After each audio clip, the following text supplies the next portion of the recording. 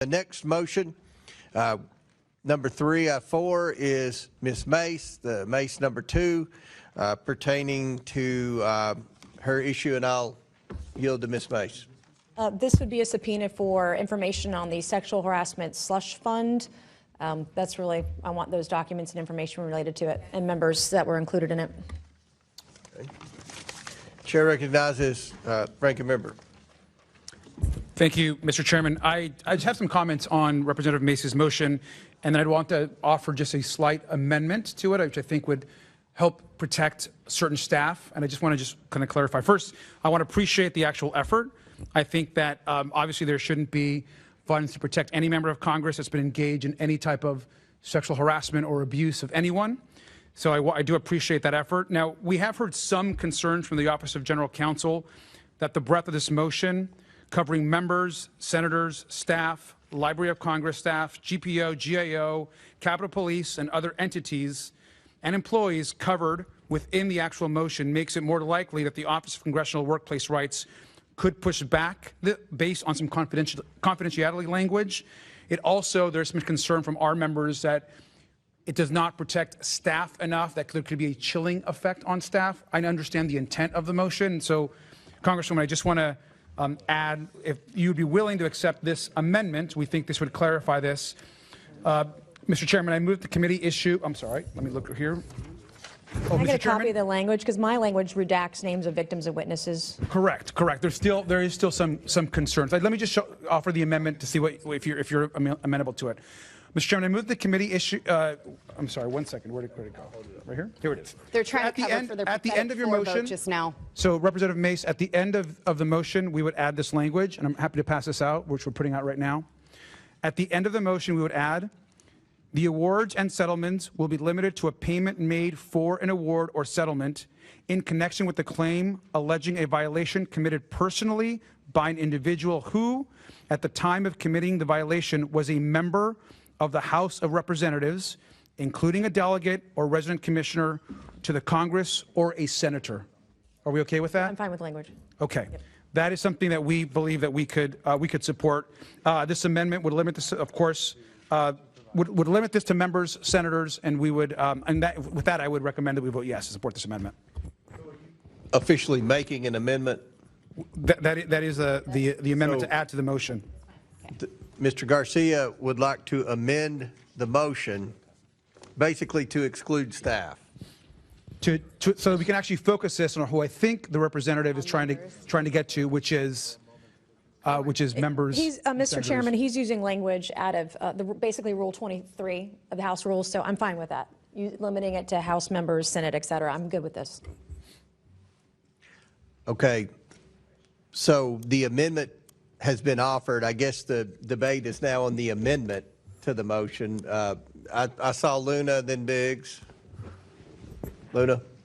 All right. I support Representative Mace's subpoena here, as well as the amendment to it. And I just think it's really disgusting how this institution protects itself, because y'all just half of them voted to send this stuff to House Ethics, where you know it's going to die. We know that members of Congress are using taxpayer dollars to pay off sexual harassment. We just had a member of Congress literally sexually harass a woman that then lit herself on fire, and you guys all protected him. Yep. You guys all protected my own side, your side. And so if you guys want to talk about victims, if you want to go out and virtue signal, and then you guys are going to kill her stuff on the floor and then try to pass it, yeah, of course, we should subpoena all of this stuff. But just, I'm not going to sit here and play games. I think it's a complete fraud. I think that's why the American people hate us. I think the midterms are coming up, and everyone should go on record for this. And I hope that members are exposed for this. I hope it goes back, I think, to the 70s, because it's wrong that it's happening. It's wrong that we cover up for it. It's wrong that we can't censor our own side because people are busy making deals because you guys don't want to censor your side. It's a deal that's been cut, and people hate us for it. So, yeah, I support it. Thank you, Representative. Chair recognizes Mr. Biggs. Thank you, Mr. Chairman. I have a question because I want to make sure that I understand it. On the second line of the motion, where it talks about for the awards or settlements paid, that seems to me that it would exclude allegations which have been unproven or unsubstantiated or unresolved through an award or settlement. Is that right? If we're using the word, yes, the word allegation would include allegations, yes. Not just things that have been completed, it's allegations. Well, but it doesn't say that. It says, and Oh, it's just final settlement. Yeah, it says awards or final Yes. settlements. I just want to make sure that Yes, that's the case. correct. Okay. I'm And I'm good all with the in, I'm the all amendment. in on the underlying, and I'm actually okay with the amendment, although I do think it narrows it more than perhaps I would like it to see, but I'll yield it back to you, Mr. Chairman. Chair recognizes Mr. Khanna, then Ms. Boebert. Thank you, Mr. Chair. I just want to recognize Representative Mace's courage first in standing up for the disclosure of the Epstein files so we don't protect pedophiles. And now she's saying the same thing. Let's not protect people who sexually harass in the United States Congress. And she's saying, and she's saying, let's have Pam Bondi tell us why half the files are still hidden. I don't understand how anyone on this committee can't vote yes on both of those motions. It's about transparency. It has nothing to do with being a Democrat or a Republican. It's about going after predators and people who are sexually harassing, and that's what the American people expect, and I appreciate Representative Mace's commitment to that transparency. Chair recognizes. Thank you, Mr. Khanna. Boebert.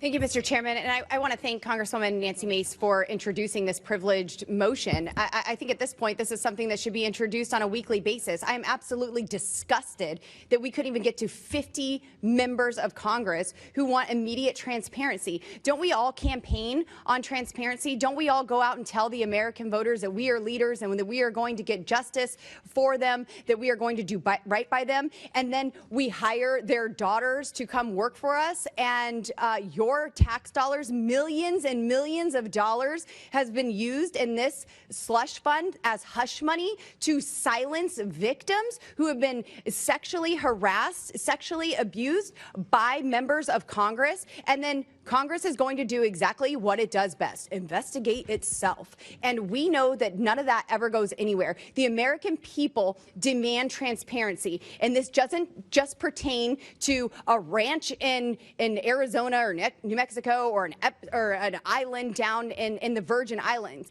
This is happening right here in our nation's capital. And we should be held to the highest standards. And to every member who voted to send this to committee, where you know this was sent to die on the House floor just moments ago, I hope you have a darn good reason to tell your constituents why you were not going to stand up for the victims. And I'm glad that we are doing something about it here in the Oversight Committee. I'm glad that this motion was made here so we actually have another chance at transparency. But again, these are your tax dollars. These are your tax dollars that were used to silence victims. They have been settled with victims. And to the members who voted against this, go home and tell your daughters what you did today. Go home and tell your daughters what happens in the workplace, no matter where it is, in your hometown, in your nation's capital, and tell them what you did to help continue to cover up decades of corruption. I am absolutely in favor of this motion. Thank you, Congresswoman, for bringing this up. I yield. Chair recognizes Mr. Donalds, then Mace. Thank you, Chairman. It's really more a question on I'm assuming an amendment to the motion. This is the Garcia amendment to exclude staff. All right, so I guess my question for Mr. Garcia is why are we going to make a limitation on staff? If congressional dollars have been utilized for the purposes of essentially trying to cover up or cure harassment that's occurred, why are staff members being exempted from that level of transparency? No, I think that's a good question. So in our conversations with the Office of General Counsel, I think the one concern, and it's been brought up by some members as well, is that there are some staff in congressional offices and other places that they have made settlements for a variety of different reasons. And the concern is that they, in a process of disclosure, could be unprotected from their settlement process that they agreed to. And the Office of General Counsel is unclear that they would be protected in those cases. And so that is the concern. At the end of the day, I think the intent is this is for members of Congress and for senators. So that's the one thing that we're trying to clarify. The ranking member yield for a question. Hold on. And I appreciate that, but I guess what I'm trying to understand is if that's the standard for a staff member, that there was a settlement based upon the reasonings that you said, but that same level isn't for the staff member, for the member, whether they're a current member or a previous member that's been in this body. I guess I'm just trying to understand what the limiting principle is for what we're trying to accomplish. Because if the goal is transparency to make sure that harassment that has occurred on Capitol Hill is now transparent, but that's only for elected members, current and past, but doesn't deal with staff members, both current and past, then I fail to see how the level of transparency is being arrived at with the motion. No, I appreciate. Can I say one more thing? I think this is a good back and forth. I think the other issue is there's some concern that staff members that have on their own agreed to a settlement, and if there is additional disclosure in a settlement that they negotiated for a variety of different reasons, if they were the actual victim, that this would cause a chilling effect in small legislative offices. No, I understand that, but by that logic, that would occur throughout the entire Capitol complex under that logic. Because if you're going to say that in a small legislative office, where let's be clear, half of the House has small legislative offices, if that's the case, wouldn't that same logic proceed to the floor of the House and the floor of the Senate? And mind you, I'm in favor of the motion. I'm in favor of transparency, but I'm trying to ascertain, are we trying to create a limit to that transparency for the stuff that, to be blunt, is just hot topic? Or are we trying to have transparency? No, can I respond one more time? So I actually think this is an important debate as piece of this. I'm going to support the motion. We want to support the motion as Democrats. We believe that Representative Mace is. We know where she's trying to get at here. We want to support it. What we're trying to do is address a real concern of some of our members and the offices that we're talking to about, could this have a chilling effect on certain small offices that have gone into settlements. That's what we're trying to eliminate. I think the focus here is on members of Congress and senators. I think this amendment tries to address that. Either way, we're going to support the final motion. I certainly am, and so I just wanted to pass it along. Mr. Donalds, would you yield for a few seconds? Yes, sir. I just want to say I agree with you. I think if we're going to do this, we don't exclude anyone. If we're going to disclose the settlement, let's disclose every penny where it went, even if it went to staff. Because at some point people are going to say the amount of money that was paid out, and I have no idea how much was paid out. I don't know a single person that was paid other than maybe the former member from Texas a few years ago, but they're going to say a dollar amount, and everybody's going to assume it was all members. Well, it could have been 25% members, 75% staff, or it could be 100% members. I say disclose the whole thing. So I oppose the Garcia amendment. But I yield back to you, Byron. I mean, Chairman, I guess my question would be for the original sponsor of the motion, Ms. Mace. Is this? I guess I'm trying to understand where we're taking this, and it's when it comes to the transparency aspects, I'm 100% for that. We should do that. Then vote for it. But Nancy, that's not, I'm not saying I'm voting no, like I'm for it, but I'm trying to understand, why is it okay to say just the members and not staff? Congresswoman Mace, I do have a title like everybody else in this room. Come on, Nancy. We're just trying to have a conversation. I'm trying to get an assertion. Congresswoman Mace, I have earned a title, and I watched the majority of men in this body just vote down a measure Nancy, to I have not never, disclose sexual Congresswoman harassment Mace, I've never records disrespected you of at all. I'm members not of being Congress. disrespectful. You I'm just trying to get an disrespected me as a assertion. woman. No, I did not. You're taking it too far. I'm trying to get an understanding of what we're doing here. That's all I'm saying. The taxpayers pay our salary. And taxpayers paid out the these core question, settlements. reclaiming my time now. Well, you're the over core time of the now. question is, why is there okay for a limitation just to members if these dollars have been paid on behalf potentially of staff, both currently on Capitol Hill and previously employed on Capitol Hill? Look, I'm in favor of full disclosure, but if the other side of the aisle is concerned about legal limitations in disclosing it and not working, then I'm okay with focusing on just on members of Congress of both bodies, the House and the Senate. If you would like to do your own amendment or do your own subpoena afterwards, then do that too. But this thing has to pass. I mean, the American people We expect the American people to be held accountable to a totally different standard. And now we're saying, oh, because we don't have staff included, we're just going to vote this thing down. I'm talking about members of Congress, bodies in this House, bodies in the Senate. That's where the focus should be, because the taxpayers are paying our salaries. And if this thing fails because of a technicality, then that is a failure of the American people, is where I'm going with it. I want this thing to pass. I would like it to be unanimous. I would like both parties to vote for it, especially after the abject failure we just saw on the floor I'm a minute just now. 30 over, so I'm going to reclaim. All I'm going to say, if there's a technical concern, then what we're saying also is that the technical concern is not universal. That we're now picking and choosing what the technical concern is. And if we're going to now lay motions for this transparency, I would just say we should actually examine, according to what the chairman is saying, are we going to be consistent, or are we not? That's all I'm saying. I yield back. Chair recognizes Mr. Mann from California. Thank you, Mr. Chair. I just have a brief comment, and I don't particularly have any skin in the game on this one. I voted no on the motion to refer earlier, but I would just say there's a very clear difference between those of us who are members and our staff, which is we are public figures. We run for office. Our staff did not choose to be in the limelight. They did not choose to take on this burden. So when you look at what private companies do, what government officials and staff do in other situations, they're typically not disclosed in the way this bill would do. I think we are unique in that we are running for office every 2 years. I think that we have additional responsibilities and a higher moral calling and a higher moral level we have to adhere to because we are so powerful. So I support the motion because I think there are legitimate legal issues with disclosing staff. At the same time, I support the base motion whether or not this amendment passes. Will the gentleman yield? That I yield back my time. Gentleman yields back. Chair recognizes, I think, Dr. Fox, then Clay Higgins. Mr. Chairman. Yes. As someone else said, I don't really have a big dog in this fight or anything, but I have if Mr. Garcia might take a friendly amendment to his amendment.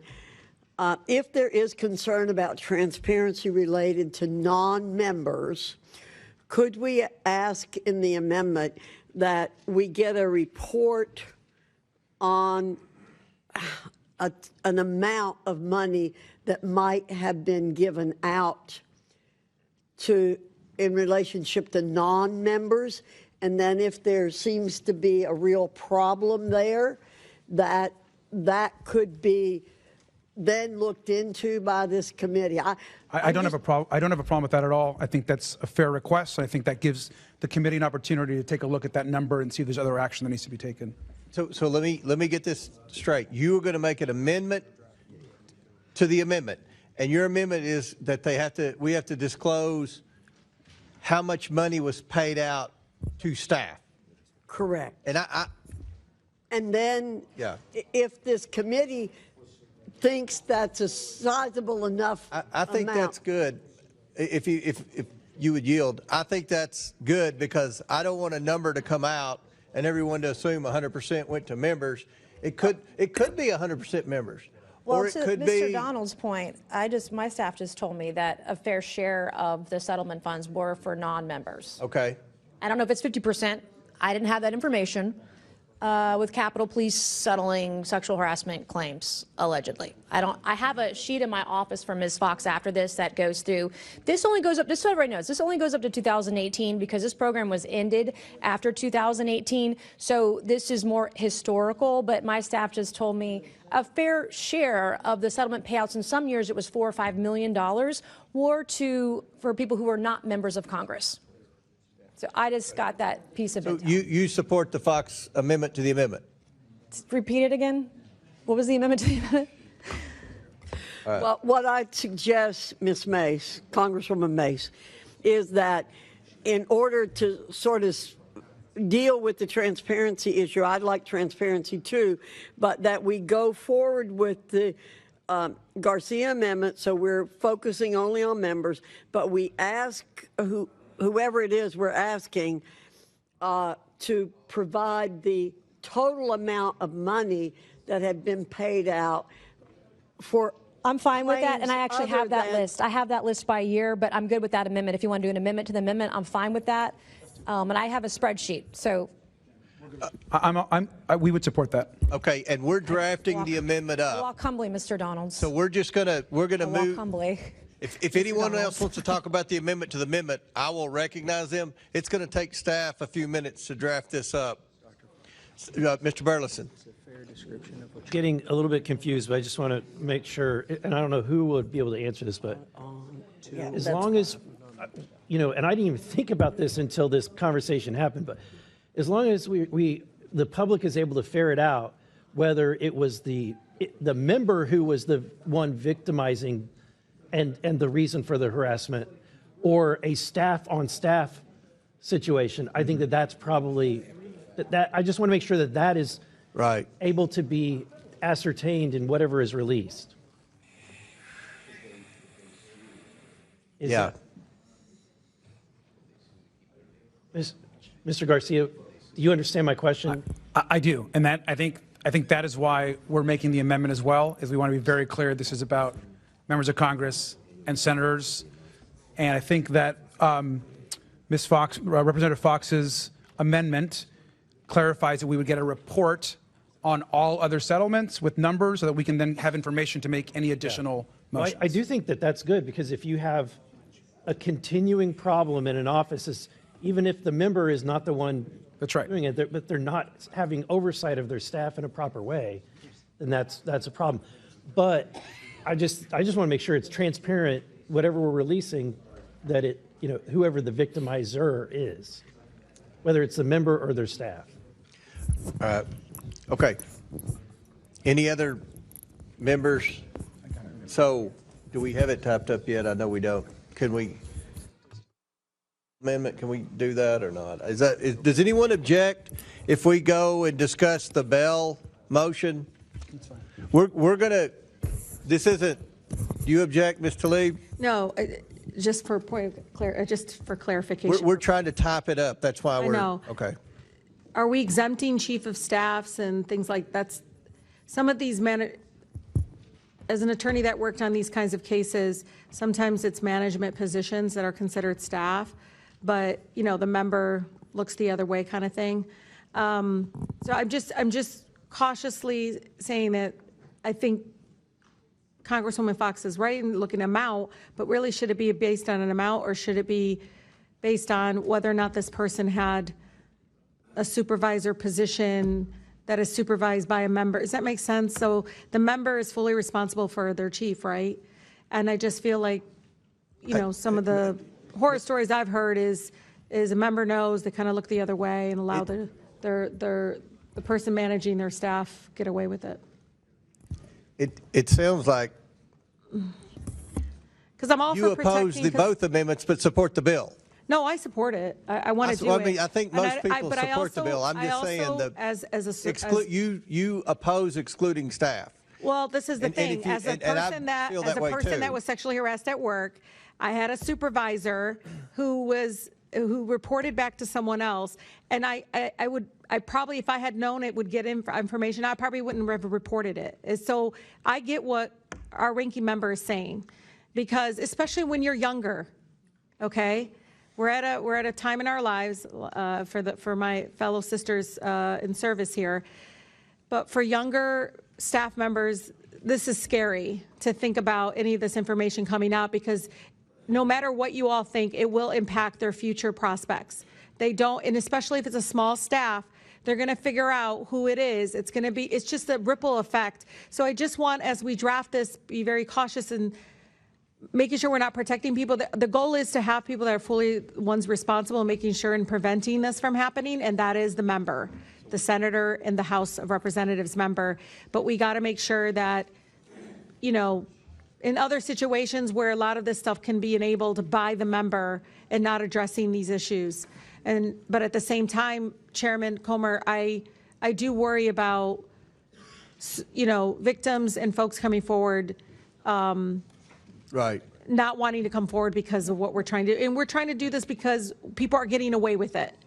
And Congresswoman Mace is right. People are getting away with not being held accountable and paying off folks and looking the other way, and again, probably repeating their abuse afterwards. All right, and since now that Ms. Tlaib yields back, The amendment is typed up. Everyone should have the amendment to the amendment, and I will read it. The Fox Amendment. Included will also be an annualized list of the amounts of awards and settlements paid to or on behalf of non-member staff. So that's the amendment to the amendment. Does anyone else want to debate the amendment to the amendment? If not, Dr. Fox? Well, the only thing I'd like to say is I think Ms. Tlaib is right about threats to younger women. And if a report comes back that has a lot of money attached to it, says there's a lot of money, then this committee can go ahead and do some investigation. My point was, let's give an opportunity for the committee to do more if it needs to, but I think Mr. Garcia's amendment's a good amendment to narrow it now so we can move on. I think it's the best of both worlds. Okay. I hope. So, seeing no more, we're going to vote Mr. Chairman. on the... Mr. Yes. Comer, can I just say a thing about the whole, are we voting on the whole thing right now? No. We're voting on the amendment to the amendment. That'll be the process. Were you seeking recognition, Clay? Yes. Okay. So, all those in favor of... I was Oh, you seeking have, go ahead. I'd just like to remind the committee and those present that we are once again presenting to the American people that this is the way the Oversight Committee pursues a subpoena. And this is not the way the Oversight Committee pursues a subpoena.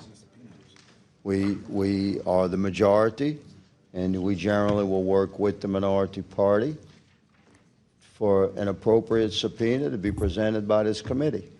And this, like every time we have a hearing now, an opportunity to be recognized is going to be some sort of grandstanded subpoena, whether by the majority or the minority. And I think it's beneath the dignity and the procedures of this subpoena process that is long-standing, established by this committee, and the hard work that the committee staff does to accommodate the desires of a member on either side of the aisle to pursue a particular subpoena. This is not the way we normally do it, although this is becoming the norm. And let me say that this amendment, as it's being pieced together, is poorly assembled, and nobody really knows what this thing is, or what the impact will be. The good lady stated that there could be absolutely some impact on staff, and people will figure out who's who because of small staffs and when the incident took place. And finally, let me say that the original motion to subpoena references a date of December 12, 2018. Let me clarify. I had to ask, what was the significance of that date? Because that's when a law was passed that changed the process to what we have right now. But Americans watching this are saying, oh, you mean there's no process in place on how to appropriately handle a complaint like this? And there is. It's an administrative process that goes through General Counsel, set up by the House since 2018, that handles this. It's very, America, the members basically not involved. Now, I've never been sued like this. I've been sued one time or through the administrative process here in Congress is because I escorted the little fella away from a press conference one time. It wasn't a complaint from it wasn't a complaint from a staff member. So I don't have intimate knowledge of the way this mechanism works, but I do know that members have very little to do with it. It's handled by General Counsel. And then it will go to a district court, maybe, if it passes through the preliminary review, that's what it's called right now, by General Counsel of the House. Then it can get to a district court where a member may have his day in court to defend himself or whatever. So I'm opposed to this process, Mr. Chairman, of just thrusting subpoena upon the committee for debate like this, that doesn't have to happen, and I think that I understand that people have different motives going on with why they support this, and I don't know how I'm going to vote, but this thing is woven together from three different pieces right now. You have the original motion, which nobody really understands the impact of. You have an amendment to the motion, then there's an amendment to the amendment of the motion, and we're not sure what we're voting on right now, but we know we're all supposed to vote yes, because it's been thrust upon us like this. I yield. Mr. Chairman. Well said, Mr. Higgins. Mr. Chairman. I'm I'd like to supposed to respond. recognize Christian Morte next. Okay. Christian Morte. Mr. Chair, can we vote? I would love to vote, but we have more members seeking recognition. Does any other member seek recognition? Mr. Turner and then Mr. Dunn. Okay. I just want to affiliate myself with Mr. Higgins' statement. I was resisting saying anything about this whatsoever, but this is a circus.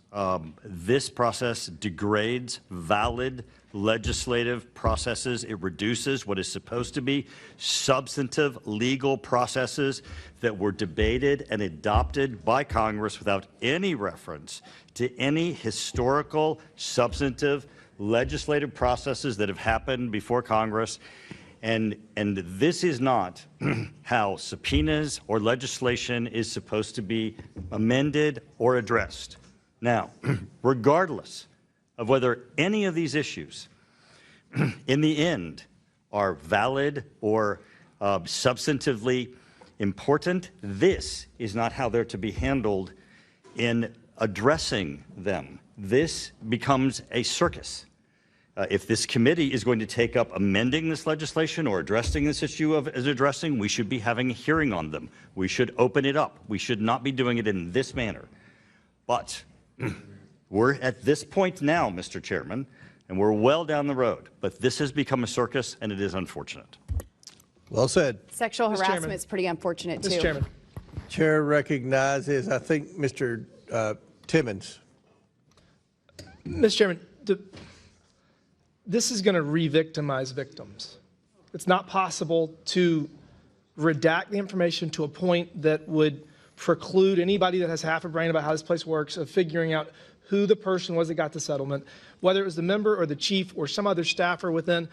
I don't know what the answer is to this. I'm all for transparency, but I mean, if somebody is living their lives, this goes back 8 years. So you got somebody that something happened to 10 years ago, and now they're going to have to start answering questions for it. They probably want their life to just go on as it is. I mean, we didn't take the necessary steps, and a number of victims were re-victimized because of how we went about with the Epstein files. So I think maybe we should learn from that and just get this right. I don't know what the answer is. I'm all for whatever transparency. If there's a victim out there that would love to make a big deal about this 10 years later and hold somebody accountable further, great, knock it out. But I think for every one of those people, there's going to be another person that would prefer to never think about whatever happened again and enjoy the money they got. So I don't know what the answer is, but I don't think voting on, I mean, this is going to create more problems, and this is, I will definitely affiliate myself with Mr. Higgins' remarks. This is not how this is supposed to happen. Well said. Any other, Mr. Donalds and Mr. Sessions? I actually have a clarifying question on the Fox amendment, because as I read that to amend the Garcia amendment, in my reading, and I'm not a lawyer, but I'm trying to understand this on the fly, it actually invalidates both amendments, and we're back to the original motion. Because if we're not going to produce a list of the awards paid to or on behalf of non-member staff, which non-member staff I'm assuming would be any other employee in the Capitol complex not in a member office. That's what that says to me in lay terms. I think what we're actually doing is we're getting back to the original motion of Ms. Mace. So I'm just trying to get clarity on that, Mr. Chairman, before we vote this thing out. I can't clarify. I agree with some of the earlier statements. This is not how we're supposed to operate. But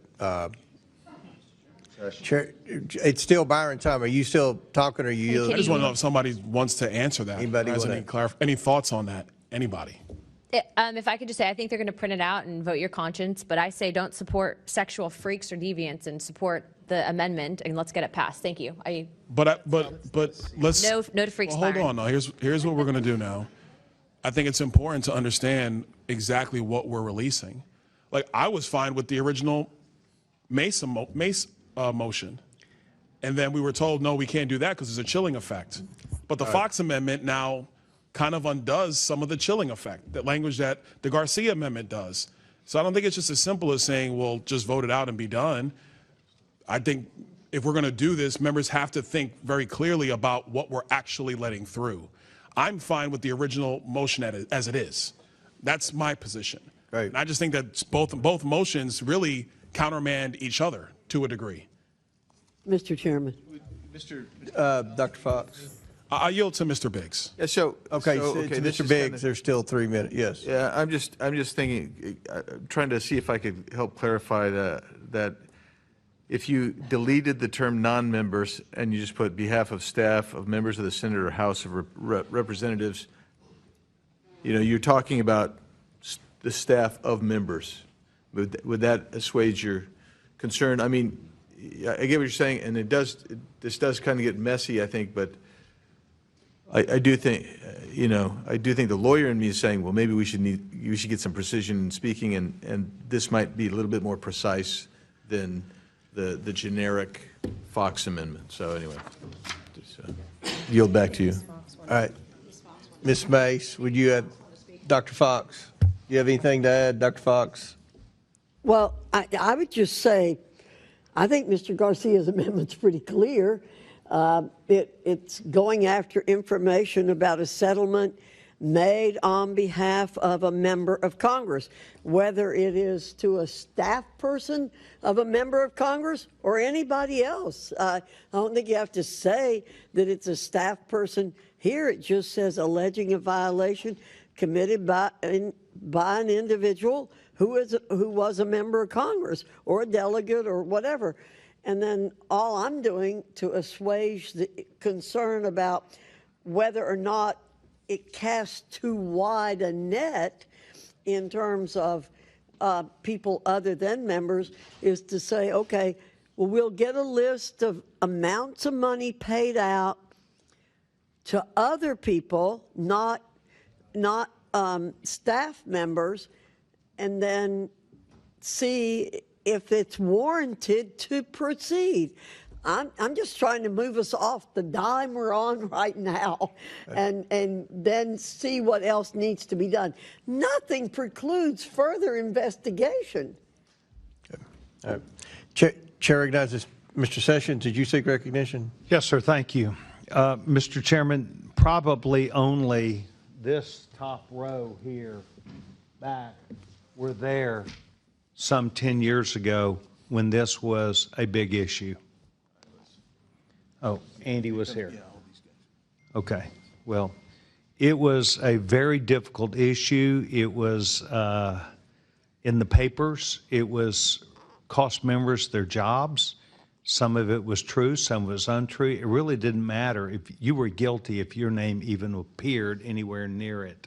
There were some good people who got hurt in that. They took their lumps and they moved on. But there was an agreement that if you could, and this was by men, women, both sides, that if you could engage in this without public scrutiny. I think the fear at the time was it would hurt someone that claimed this, and you wanted to protect them also. And I just think that we should get into a circumstance, perhaps like Chairwoman Fox has said, let's go in and take a look at this to where we know what we're talking about before we do it. But I don't think in any way that I would be for protecting someone if they shouldn't be protected. But there were things that happened that we learned about at the time that were unintended. And even the person who was harmed said, well, he may not have meant it and maybe he didn't, but I took it that way. And so I'm just simply saying, I just think we ought to have a better idea about what we're talking about here before we go in and assume that there was a right and a wrong, because it was meant to protect people at the time. It was not a compromise it was by agreement. That at the time we did this, that there was agreement to it. So Will you I yield think for that one Virginia, I would yield. I just want to point out that Congresswoman Mace thought that it was appropriate to say, with only redactions allowable for the personally identifiable information of victims, alleged victims, and witnesses. That is an illusory caveat, because any settlement that was made, you're going to have the quarterly disclosure of the office. You're going to see who was there for one quarter, then who wasn't there the next. So this is an illusory redaction, protection of victims and alleged victims, and I just think that we need to be aware of that. If we're going to do this, I mean, this is going to re-victimize victims, and that sentence shouldn't be in there because it's pointless and it doesn't actually do what she's trying to accomplish. And I think that's correct. And with great respect to Nancy, she just learned some things today about the motion, the issue, the ideas that she's pushing, and I think it ought to be thought about a little bit.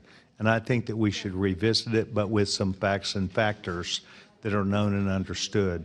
I watched good people on both sides that got caught up in this. And it is, we tried to work out of it by agreement, not because we compromised. I yield back. Yield back. Any other members seek recognition on this, or we're going to vote? Ms. Mace, you want to speak on the amendment to the amendment, or you'll wait? We're going to vote on the amendment to the amendment. Is that, okay. Are you good with that? I want you to be happy. All right. All those in favor of Dr. Fox's amendment to the amendment signify by saying aye. Aye. All those opposed, no. In the opinion of the chair, the ayes have it, and the motion, or the amendment to the amendment, is agreed to. Now we will vote on the amendment as amended, the Garcia amendment as amended by Dr. Fox. All those in favor of the Garcia amendment as amended by Dr. Fox's amendment signify by saying aye. Aye. All those opposed, no. No. In the opinion of the chair, the ayes have it, and the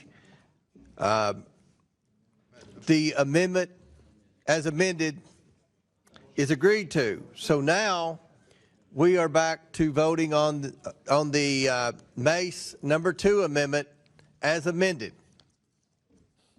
All those in favor signify by saying aye. Aye. All those opposed say no. In the opinion of the chair, the ayes have it. The motion is agreed to.